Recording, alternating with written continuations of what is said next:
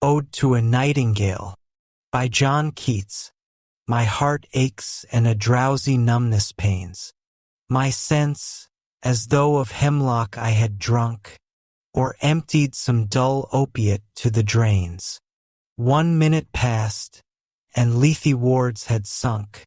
'Tis not through envy of thy happy lot, but being too happy in thine happiness, that thou, light-winged dryad of the trees, in some melodious plot of beechen green and shadows numberless, singest of summer in full-throated ease.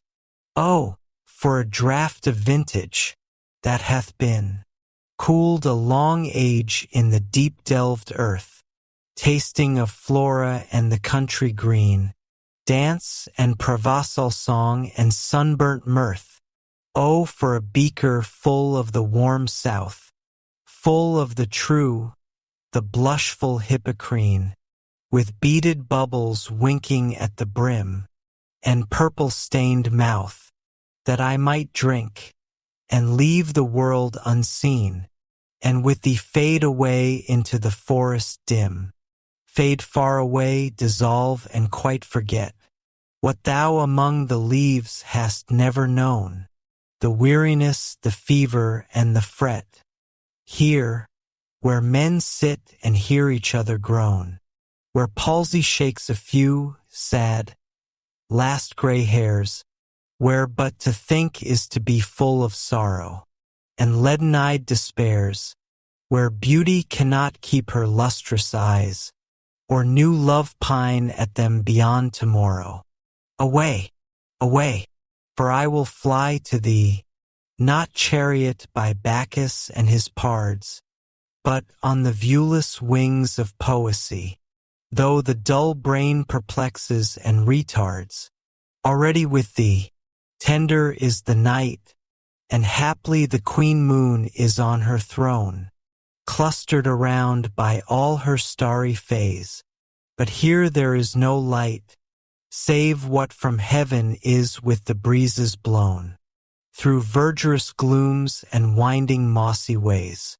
I cannot see what flowers are at my feet, nor what soft incense hangs upon the boughs, but, in embalmed darkness, guess each sweet, wherewith the seasonable month endows, the grass, the thicket, and the fruit-tree wild, white hawthorn and the pastoral eglantine, fast fading violets covered up in leaves, and mid-May's eldest child, the coming musk rose, full of dewy wine, the murmurous haunt of flies on summer eves.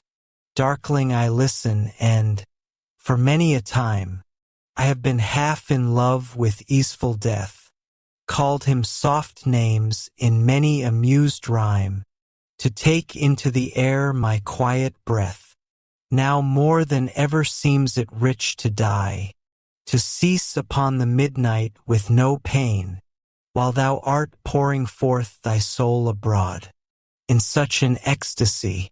Still wouldst thou sing, and I have ears in vain, to thy high requiem become a sod.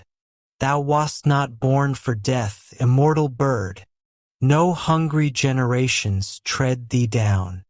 The voice I hear this passing night was heard, in ancient days by emperor and clown, perhaps the self-same song that found a path through the sad heart of Ruth, when, sick for home, she stood in tears amid the alien corn, the same that ofttimes hath charmed magic casements opening on the foam of perilous seas in fairy lands forlorn. Forlorn, the very word is like a bell, to toll me back from thee to my sole self.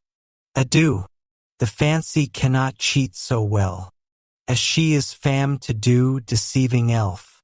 Adieu, adieu, thy plaintive anthem fades, past the near meadows, over the still stream, up the hillside, and now 'tis buried deep in the next valley glades. Was it a vision, or a waking dream. Fled is that music. Do I wake or sleep?